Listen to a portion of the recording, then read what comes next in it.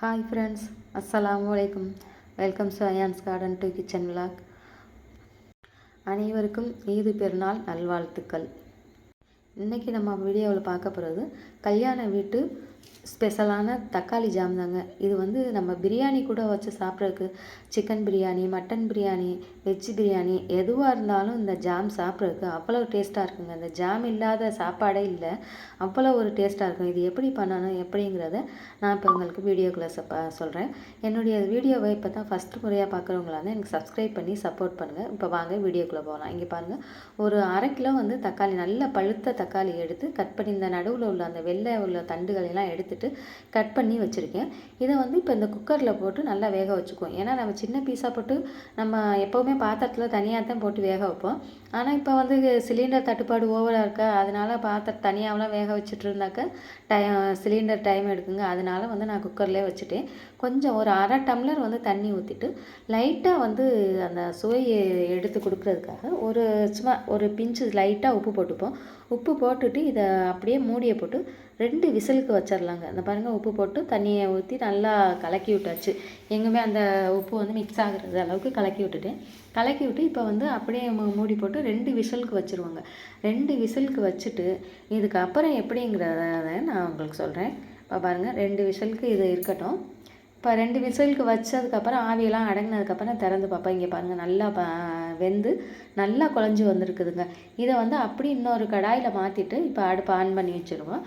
On பண்ணி வச்சுட்டு இந்த கடாயில் மாற்றிட்டு இந்த வெந்து நல்லா குழஞ்சி வெந்திருக்க தக்காளியெல்லாம் இந்த கரண்டியால் வந்து அப்படி வச்சு மசிச்சு விடுவோங்க.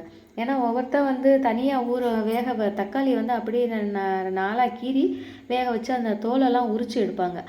அல்லாட்டி என்ன பண்ணுவாங்க, மிக்சியில் போட்டு அடித்து நல்லா கொரண்டு அடித்து போடுவாங்க. அப்படியெல்லாம் போட வேண்டியதில்லை. அந்த நம்ம வெந்ததுக்கப்புறம் வந்து அந்த தக்காளி தோல்களோடு இருக்கையில் தாங்க நல்லாயிருக்கும். இப்போ இது வந்து 200 கிராம் நான் வந்து பேரிச்சம்பழம் எடுத்து விதைகளெல்லாம் நீக்கிட்டு சின்ன சின்ன பீஸாக கட் பண்ணி வச்சுருக்கேன். அதையும் சேர்த்துருவோம். அதையும் சேர்த்து நல்லா வந்து 2 மிக்ஸ் ஆகி நல்லா வேகணுங்க. வேந்து வரையில் இந்த பாருங்கள், நல்லா கலந்து விட்டு அந்த வேகையிலையும் நம்ம இந்த பேரிச்சம்பழத்தையும் நல்லா வந்து அப்படியே அங்கனைக்கு மசிச்சு விட்ருவோம். மசிச்சு விட்டால் தான் அந்த தக்காளியும் பேரிச்சம்பழம் ஒன்றா சேர்ந்து மிக்ஸ் ஆகி வெந்து வரும். இந்த பேரிச்சம்பழம் போட்டாக்க நம்ம வந்து தக்காளி ஜாமை வந்து தொட்டுக்க எடுத்து சாப்பிடையில அந்த இடையில வந்து நமக்கு வந்து பல்லில் கடிப்படையில் அந்த டேஸ்ட்டு அவ்வளோ நல்லா இருக்குங்க. ஆனால் தக்காளி ஜாமுக்கு பேரிச்சம்பழம் எல்லாமே செய்யவே முடியாது. ஏன்னா அதுதான் டேஸ்ட்டு கொடுக்குறது. இப்போ பாருங்கள், அந்த பேரிச்சம்பழம்லாம் நல்லா மசிஞ்சு வெந்துருச்சு. வெந்து அந்த தண்ணியெல்லாம் வற்றி நல்லா திக்காயிடுச்சு பாருங்கள். திக்கானதுக்கப்புறம் நான் இந்த டம்ளரில் 1 டம்ளர் ஜீனி எடுத்துக்கிட்டேன். இந்த ஜீனி அளவு எவ்வளோனா கிராம் கணக்கில் சொல்லணும்னா 200 கிராம் இருக்கும். 200 கிராம் ஜீனி, அந்த 1/2 கிலோ தக்காளி, 200 கிராம் வந்து பேரிச்சம்பழம், அதே அளவு 200 கிராம் ஜீனி போட்டிருக்கேன். இதை வந்து நம்ம அளவு கரெக்டான அளவாக இருக்குது. நம்ம வந்து ஆனால் ஒவ்வொருத்தருக்கு நல்லா தித்திப்பாக வேணும்னாக்கா நம்ம டேஸ்ட்டு பார்த்துடலாம். ஜீனி எவ்வளோ இனிப்பு இருக்குதுன்னு பார்த்துட்டு பத்தலைனாக்கா அதுக்கு தகுந்தாப்புல கூட எக்ஸ்ட்ரா போட்டுக்கலாம். இல்லை இதே அளவு எல்லாம் போதுன்னா, எனக்கு வந்து இதே அளவு கரெக்டாக இருக்குது. எங்கள் வீட்டு தக்காளி கொஞ்சம் புளிப்பு தாங்க இருக்குது. ஆனால் புளிப்பும் அந்த இனிப்பும் சேர்ந்து இருக்கையில் அவ்வளோ டேஸ்ட்டாக இருக்குது. அதனால் 200 கிராம் இதே அளவு எனக்கு போதும். இப்போ நல்லா அந்த ஜீனி போட்ட உடனே நல்லா எவ்வளோ கெட்டியாக இருந்தது பாருங்கள். அப்படியே இலகி வந்துருச்சு பாருங்கள். இலகி வந்ததுக்கப்புறம் இப்போ வந்து நம்ம கொஞ்சோன்னு ஒரு 2 ஸ்பூன் வந்து நெய் போட்டுக்கணும். ஏன்னா அந்த நெய் வந்து எதுக்கு போடணுன்னாக்கா, அந்த தக்காளி ஜாம் வந்து அப்படியே தளண்டு அந்த நெய்யும் அந்த ஜீனியும் சேர்ந்து ஒன்றா தளண்டு இருக்கையில் நல்லா இருக்குங்க. பார்க்குறது டேஸ்ட்டும் நல்லாயிருக்கும். அப்படி நல்லா டேஸ்ட்டும் ரொம்ப சூப்பராக இருக்குங்க. பாருங்கள், அந்த நெய்யும் வந்து அந்த ஜாமோட நல்லா மிக்ஸ் ஆகிற அளவுக்கு கலந்து விட்டுக்கலாம். கலந்து விட்டுட்டு இங்கே பாருங்கள், நல்லா கலந்தாச்சுங்க. நல்லா கலந்து விட்டுட்டு இது வந்து அப்படி எடுத்து பார்க்கையில் அந்த வந்து கண்ணாடி மாட்டம் இருக்கணும். இது பக்குவம் எப்படின்னாக்கா, அப்படி நம்ம கரண்டியில் அப்படி எடுத்து பார்க்கையில் கண்ணாடி மாட்டம் இருக்கணும். இங்கே பாருங்கள், அந்த நெய்யெல்லாம் நல்லா மிக்ஸ் ஆகி நல்லா அப்படியே திரண்டு வருது பாருங்கள். ஒரு அல்வா பதத்துக்கு வருது பாருங்கள். இந்த அளவு இருக்கையில் நம்ம ஆஃப் பண்ணிடணும், அடுப்பை ஆஃப் பண்ணிடணும். ஏன்னா அந்த இதை இன்னும் கொஞ்சம் இறுக விட்டோம்னா அந்த நம்ம போட்டிருக்க ஜீனியெல்லாம் நல்லா பாவு மாட்டம் ஆகி அப்படி ஜாமாக இருக்காதுங்க. அது அப்படியே முருகி ஜீனி சக்கரை இதாகிடும்.